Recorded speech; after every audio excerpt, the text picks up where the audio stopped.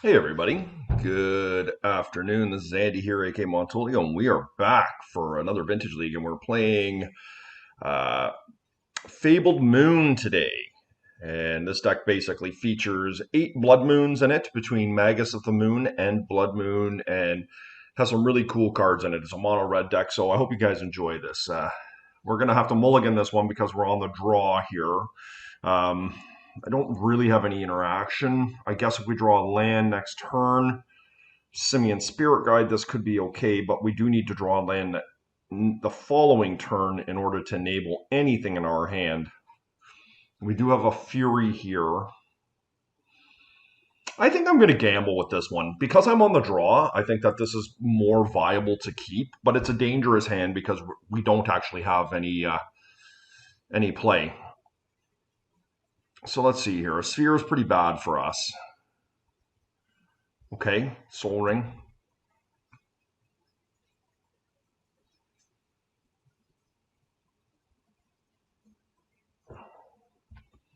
Okay, Sphere is not great, but hopefully we can draw something like an Ancient Tomb would be good, or a City of Traitors to be able to pull ahead here. I mean, the good news is we have a Mox, but of course that's Revoker food. But we do have an answer to a Revoker despite suboptimal. One of the nice things about this deck is it's just chock full of basics, which are not easily wastelandable. Ghost Quarter, we can shake that off very easily because we have, I believe, 10 basics in the deck. All right, we will pass turn. Your play. It is Saturday, so lots of people are double and triple queued on Saturday, and it could lead to some very painful leagues. And I always get excited to play a league on Saturday morning. It's one of the few times that I get to relax and have no other responsibilities, and I am gifted with slow play from all my opponents. But just a small shake of the salt shaker there. Um, I wish Magic Online would not allow people to double queue, and no disrespect to those that enjoy doing it, but from an opponent's perspective, I just don't enjoy it. They often make tournaments take a lot longer to finish because they're cycling back and forth, and they use all their clock, and um, it's just a painful experience when you're trying to just get a quick game in.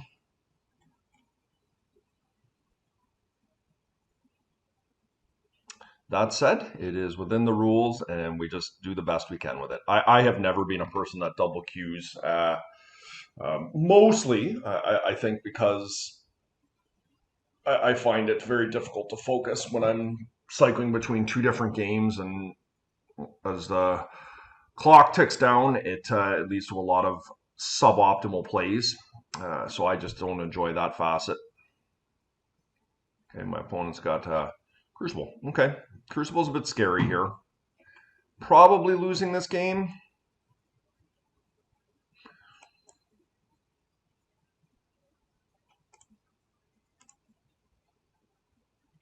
Do I open this Mox up now? I think I do. And I don't need both the Blood Moons.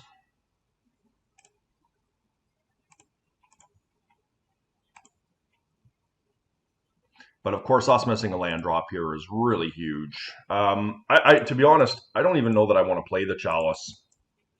I don't think it befits me to do so because I have so many lands in my deck or Moxes in my deck that I'm probably going to need to cast.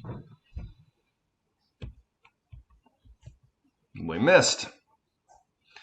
All right. Well, the good news is my opponent didn't do anything.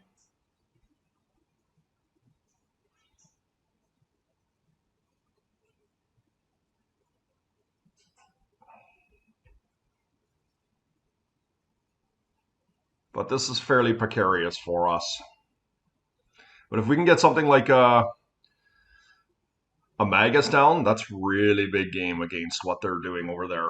Because it takes a lot of their win conditions away in Urza Saga and their wastelands and grinding you out, but we're a ways away from that yet. We do need a soul land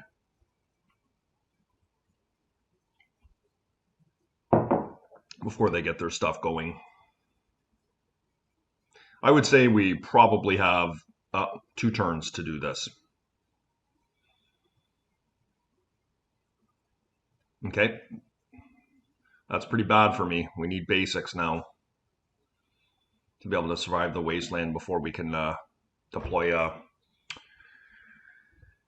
non-basic.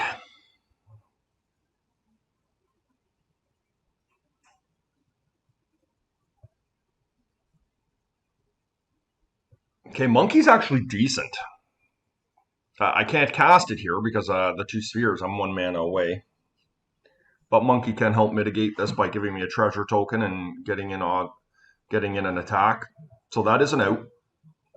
Obviously, we need lands more, but I don't mind this if my opponent keeps faltering.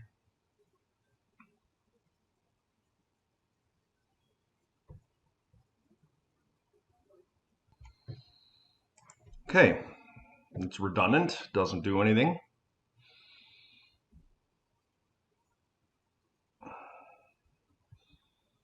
Really looking for a mountain here.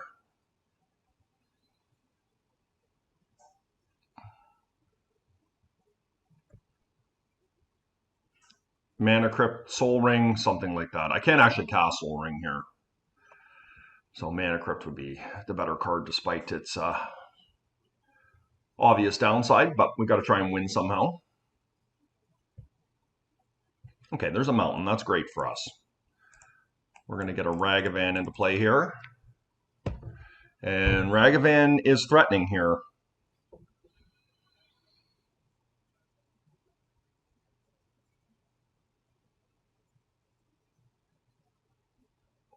I mean, the card that we don't really want to see from my opponent is Golos. Of course, Strip Mine would be far worse. That goes without saying. But we are moving very close to being able to get this Magus into play here. If I do draw a land next turn, I should be able to accomplish that between the land and Ragavan. Or a soul land will do it in itself. And then I have 8 soul lands in the deck. Simian Spirit Guide as well. So we have some pretty good outs here. But of course, this is contingent on my opponent not doing anything. We need them to brick. Okay, so they are going to start Ghost Quartering here. And of course, that is not going to accomplish what they're looking for because I have so many basics in my deck. I'm going to be able to keep going here for a bit. The downside of the Ghost Quarter is that it's thinning my library of lands, which I'm actively looking to draw. Okay, so we did find it. And that's fantastic. I am going to attack with the Ragavan first. See what we can find off the top if there's a better option. But I don't suspect there is. I think a Magus is really what I'm looking for here. And my opponent can Wasteland in response. That is fine.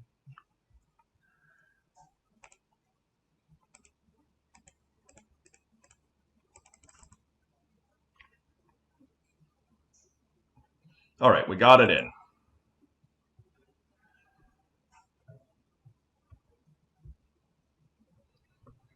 Okay. Pithing Needle. What does Pithing Needle do? Not much. Of note, my opponent left my City of Traders in play. They could have killed that with the Magus on the stack. And they probably should have, knowing that I've been struggling on land so much. But perhaps now that they see that their workshops have been shut off and Ancient Tombs, that they want the extra mana to be able to cast a Golos. Which is exactly what they've left themselves here. So much of what Golos Shops is trying to do is beat you through lands. The deck does not have a lot of active kill conditions in it. It's just trying to grind you out with Crucible Loops and Spheres. And so Wasteland, Strip Mines, Urza Saga is their major win condition, and Magus shuts that off. And they shouldn't have a way to kill this Magus. In this board state, a Tabernacle does tax my lands. Actually, Tabernacle does nothing now. much like everything else on their deck, all their lands are now mountains. So I can't imagine they have a good way out of this, but of course I don't know their build, and I guess something like a Nettle Cyst is problematic.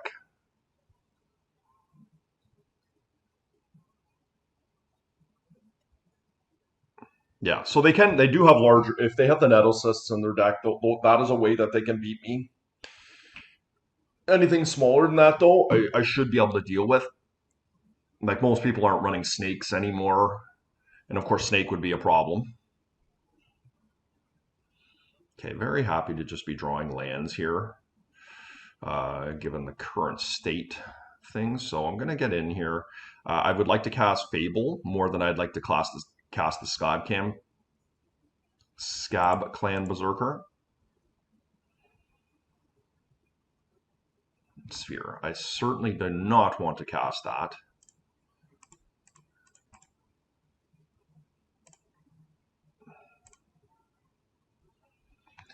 Gives me another attacker, gives me more treasures, and I can filter a couple of these cards here. Like, I don't think I want Chalice, and I don't think I want Scab Clan Berserker. But maybe Berserker's okay. I don't know.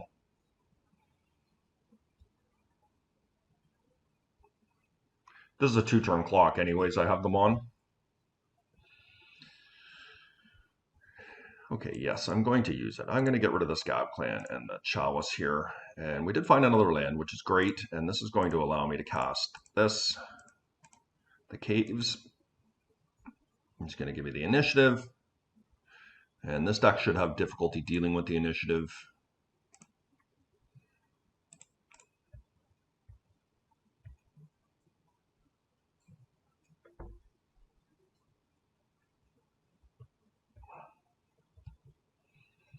Ancient Tomb. They're probably happy to have gotten rid of that.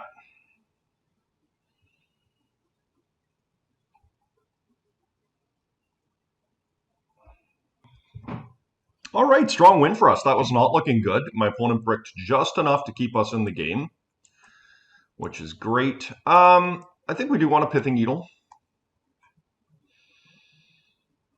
And Tormod's Crypt does not feel great. Maybe Lantern, let's see. Now, what don't we want here? I feel like Scab Clan is not good in this particular matchup. I definitely want all my lands and Moxes. Ragavan was very important for us in that particular matchup. I think Chalice is probably not at its best here. I do like Karn, despite I think it's going to be difficult to cast. I think Trinisphere is very weak here. The Harsh Mentor is a card that I'm testing. I used to play with this many, many years ago when it was first released in Humans builds, and it was surprisingly very good. And I really was looking for an active 2-drop in this deck. It is one of the deficits of these builds, is they're very focused on the 3 and 4 slot, and I really wanted to balance myself out a bit and see how good these are. You know, people activating things like Urza Sagas and, you know, Bazaars and Sensei's Demining Tops. It's just, it's a little bit innocuous how powerful a card like this can be. And I'm trying it out. I don't know that it's actually good, but I think it's worth investigating. Chaos Adventure, I think it's going to be hard to cast this.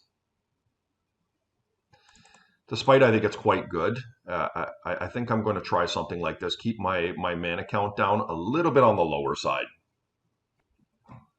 Okay, how do we look here? Yeah, this is a real nice start.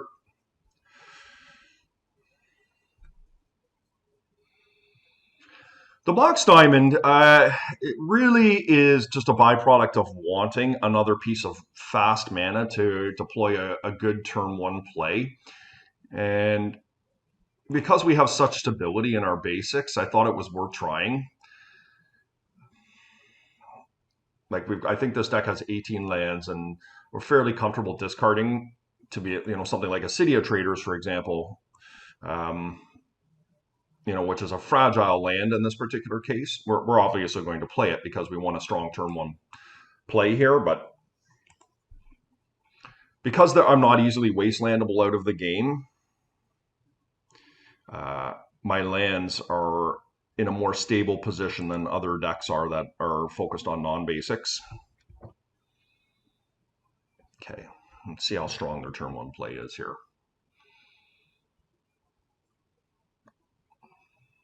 This could be a turn one Golos. Should be a little bit unfortunate, but it is what it is.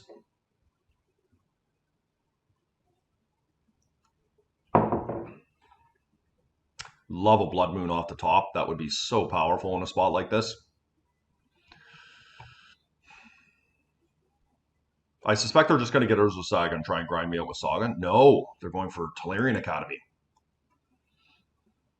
I think that's probably decent for me. I mean,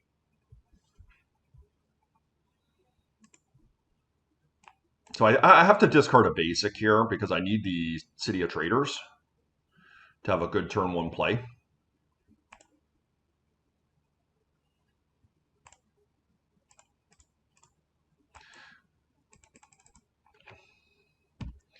Reasonably happy with the start.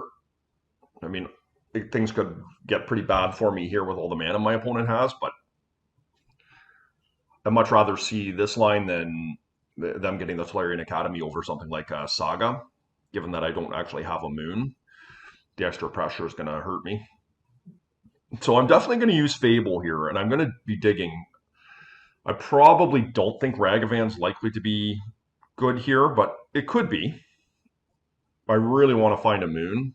So they do have a Wasteland, that's unfortunate. Or a Shattering Spree would be good as well.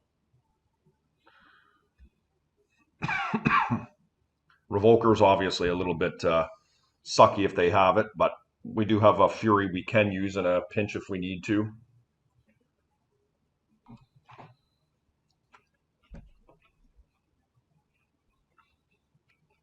They're not winning this race currently. Like, unless they have a creature to follow up here, they're just incentivized to attack me. Okay, I'm reasonably happy to find basics here.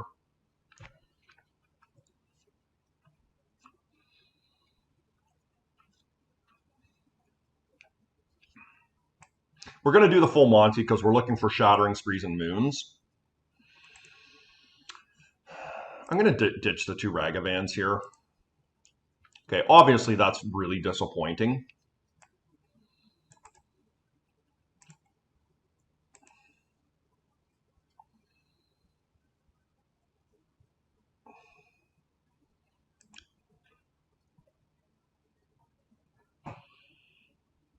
All right, my opponent wastelanded and passed last turn. Interesting. And to be honest, drawing the Troll Mox there is really bad. I'm not happy about it. It's a complete brick. The basics I'm not averse to having, but of course we were looking for some action there. Moon or Shattering Spree, and finding those cards were not ideal. Or the Mox Jet and the Chrome Mox are a bit disappointing.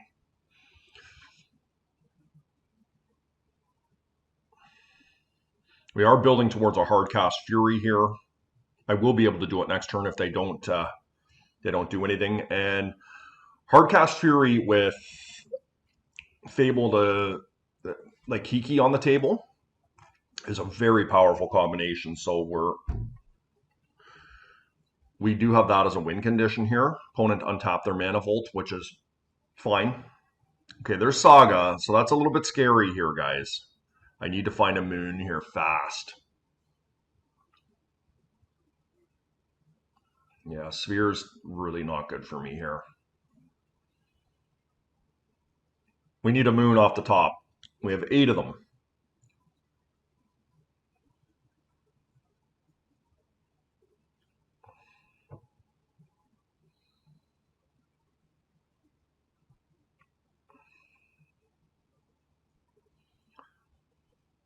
Just to give you an idea with reference to the double queuing, I have cooked an entire meal while playing this match back and forth, and my opponent is still down 5 minutes on me. Okay, we drew it. Just perfect timing.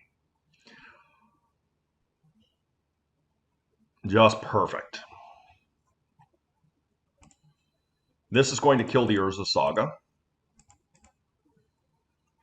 And it's going to really hamper their lands under their own sphere. So very powerful line here. Still can't attack, but we are working our way there. And Kiki is going to start allowing me to attack and create treasures for free,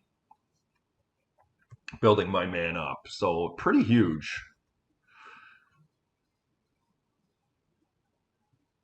Mm-hmm.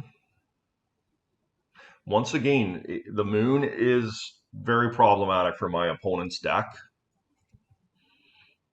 I can't get through right now, but I do have inevitability with Kiki.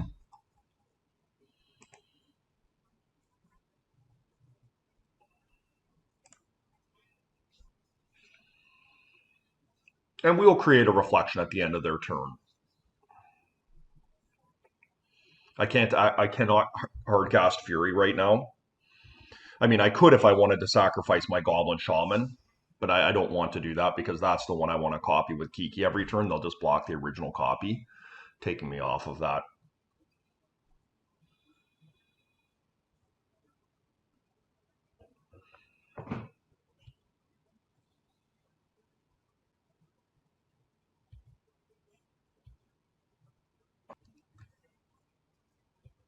Okay, Mox Emerald.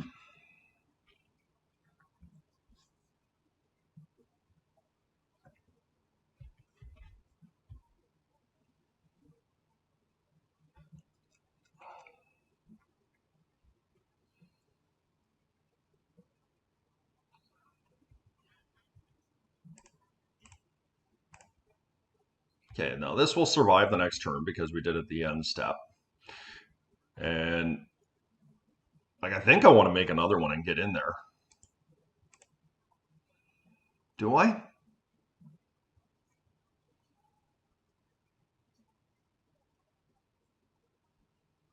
Is that worth doing? Just sacrificing this for a treasure I think is okay. And then I'll just kill it with Fury if he blocks, which is pretty powerful.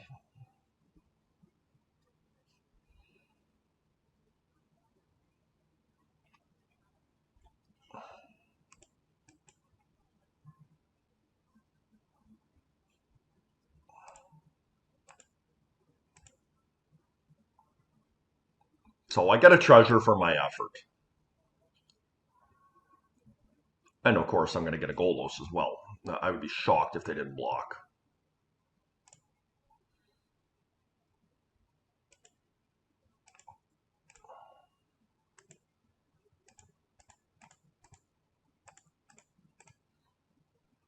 Not bad, eh, guys?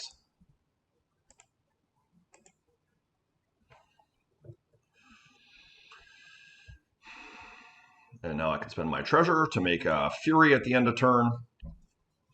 And that's going to kill them. We will kill them next turn unless they have a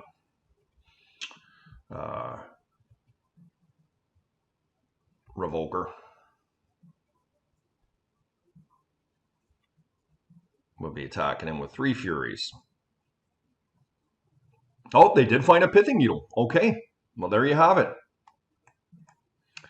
That's pretty powerful. It was a good draw. I mean, we're still in strong shape here, depending on what they have, but I don't really think there's any point in spending my mana to make another creature that's just going to die end of turn.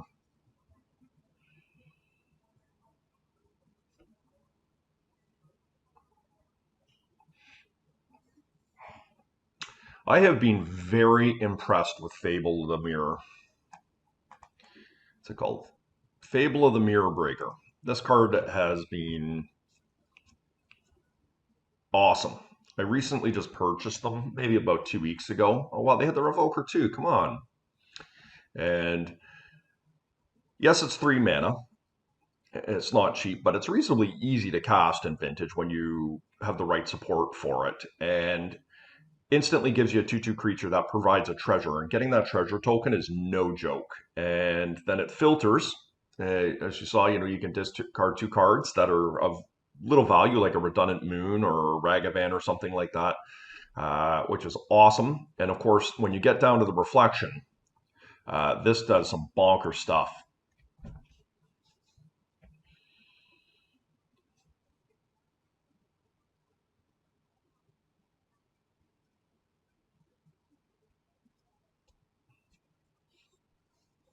So my opponent had a pretty good last breath here. They did get two needles into play. They got a blocker, which is better than the pithing needle, but they are going to be taking quite a bit of damage coming through here. I obviously can't attack with the Magus because the Magus is the oh, I take that back. We can absolutely attack with the Magus because now we have a Blood Moon, and the Magus is redundant. So they're probably, I mean, I don't know what they're going to kill here. But Blood Moon does the same thing as the Magus of the Moon. So it was actually a pretty decent draw because it just allows me to get in.